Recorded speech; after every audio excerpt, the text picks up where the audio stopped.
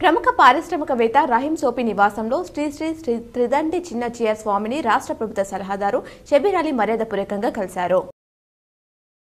విద్యతో విజ్ఞానం విలువలను పెంపొందించుకోవాలని, అప్పుడే ఉన్నత శిఖరాలను అధిరోహించి అనుకున్న లక్ష్యాన్ని సాధించగలుగుతారని రాష్ట్ర ఎన్నికల కమిషనర్ సి పార్థసారథి విద్యార్థులకు మార్గనిర్దేశం చేశారు. సానుకూల ఆలోచనలు, ఆశావాహ దృక్పథాన్ని అలవర్చుకుని సరైన ప్రణాళికతో ముందుకు సాగితే 100% విజయం వర్తిస్తుందని హితబోధ చేశారు. ఒలింపిక్స్ లో ఓటమి తర్వాత బాక్సర్ నిక్కర్ జరీన్ ఎక్స్ లో భావోద్వేగ పోస్ట్ పెట్టారు. ఎంతో కాలంగా ఎదురు చూస్తున్న నా ఒలింపిక్ కళ ఆశించినట్లుగా ముగియలేదు. ఎన్నో రోజుల శిక్షణ ఒక క్షణంలో ఆవిరైపోయింది. ఓటమిని భరించలేకపోతున్నా, కానీ దీనిని అంగీకరించాల్సిందే అని అన్నారు. కేదార్నాథ్లో ఎడతెరిపి లేని వర్షాలు కారణంగా పలు చోట్ల రహదారులు కొట్టుకుపోయాయి. ఈ క్రమంలో తెలుగు రాష్ట్రాలకు చెందిన 15 మంది యాత్రికులు అక్కడ చిక్కుపోయారు.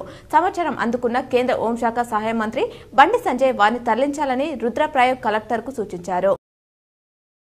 నిజామాబాద్ నగర శివార్లో శనివారం మధ్యాహ్నం ఓ చిరుత కనిపించడం కలకలం రేపింది. డంపింగ్ యార్డ్ సమీపంలోని అటవీ ప్రాంతంలో ఓ బండరాయిపై చిరుతను గుర్తించిన స్థానికులు ఫోటో, వీడియోలు తీశారు. అనంతరం అటవీశాఖ అధికారులకు సమాచారం ఇచ్చారు. కాగా చిరుత సంచారం వాస్తవమేనని ఫారెస్ట్ రేంజ్ అధికారి సంజయ్ గౌడ్ తెలిపారు. అక్టోబర్ 4 నుంచి శ్రీవారి వార్షిక బ్రహ్మోత్సవాలు అత్యంత వైభవంగా నిర్వహించాలని టీటీడీ అదనపు ఈవో వెంకయ్య చౌదరి అధికారులను ఆదేశించారు.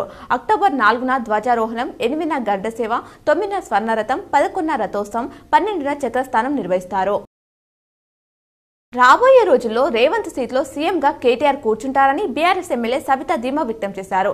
నన్ను నమ్ముకున్న నువ్వు ఈ రోజు ఆ సీట్లో ఎలా కూర్చున్నావో, మమ్మల్ని నమ్ముకున్న కేటీఆర్ కూడా రేపు అదే సీట్లో కూర్చుంటారు. 100% జరగబోయేది అదే అని ఆమె ఓ ఇంటర్వ్యూలో అన్నారు. రాష్ట్రంలో ఎంబీబీఎస్, బీడీఎస్ ప్రవేశాలకు ఆన్లైన్ దరఖాస్తులు నేటి నుంచి స్వీకరించనున్నట్లు కల్లోజీ నారాయణరావు యూనివర్సిటీ ఓ ప్రకటనలో తెలిపింది.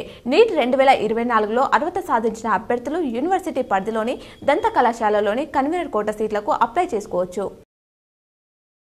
తూప్రాన్ వద్ద రోడ్డు ప్రమాదం జరిగింది. కామారెడ్డి డిపోకు చెందిన బస్సు మరో బస్సును వెనుక నుంచి ఢీకొట్టింది. బస్సును రిపేర్ చేస్తుండగా ఈ ప్రమాదం జరిగింది. ఈ ఘటనలో 2 మెకానిక్లకు తీవ్ర గాయాలు కాగా వారిని ఆసుపత్రికి తరలించారు. ఈ ప్రమాదంతో హైవే 44పై వాహనాలు నిలిచాయి.